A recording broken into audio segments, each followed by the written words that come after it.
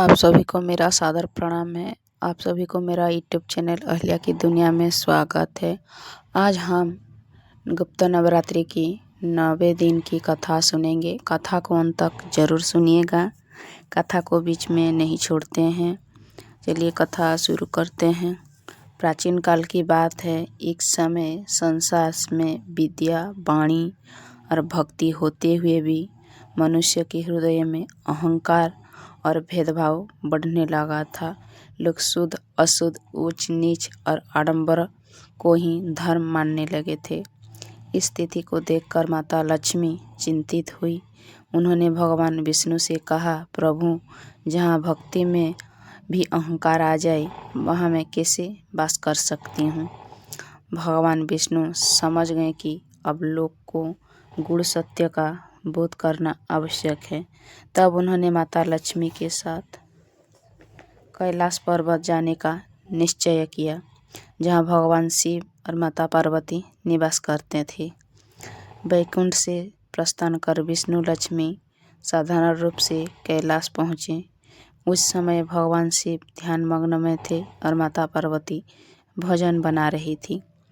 पार्वती जी ने अतिथियों का स्वागत किया, पर उन्होंने देखा कि भोजन साधारण है और उसमें कोई राजसी व्यवस्था नहीं है। माता लक्ष्मी ने मुस्कुराकर कहा, देवी, हमें वही भोजन चाहिए जो प्रेम से दिया जाए, चाहे वो झूठन ही क्यों ना हो।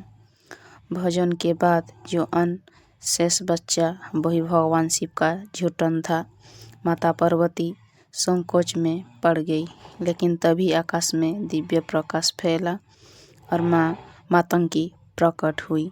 उनका स्वरूप श्यामला था, हाथों में वीणा और नेत्रों में करुणा। उन्होंने कहा, देवी पार्वती, यही वो प्रसाद है जिसमें अहंकार नहीं, केवल समर्पण है। माँ मातंगी ने स्वयं उस झूठन को स्वीकार किया और माता लक्ष्मी को भी ग्रहण करने का संकेत दिया। माता लक्ष्मी ने शुद्ध श्रद्धा से वो प्रसाद लिया। उसी क्षण सृष्टि में परिवर्तन होने लगा। जहाँ दरिद्रता थी वहाँ संतोष आया, जहाँ कटुवाणी थी वहाँ मधुरता आई। भगवान विष्णु ने तब अपना वास्तविक स्वरूप प्रकट किया और कहा, माँ मातंगी वही शक्ति है जो समाज को बनाए नियमों से परे जाकर आत्माओं की शुद्ध करती है। वो वाणी विद्या और विवेक की अधिष्ठात्री है। माँ मातंगी बोली, जो झूठों को तुच्छ समझता है वो भक्ति को नहीं समझ सकता। मेरे लिए शुद्धता बाहरी नहीं, हृदय की होती है। माता पार्वती और माता लक्ष्मी दोनों ने माँ मातंगी को प्रणाम किया। तब माँ मातंगी ने आशीर्वाद दिया कि जो भी भक्त गुप्त भाव से बिना आडंबर के उनकी उपासना करेगा उसे वाक् सिद्धि, ज्ञान और आत्मिक बल प्राप्त होगा। जय माँ मातंगी की।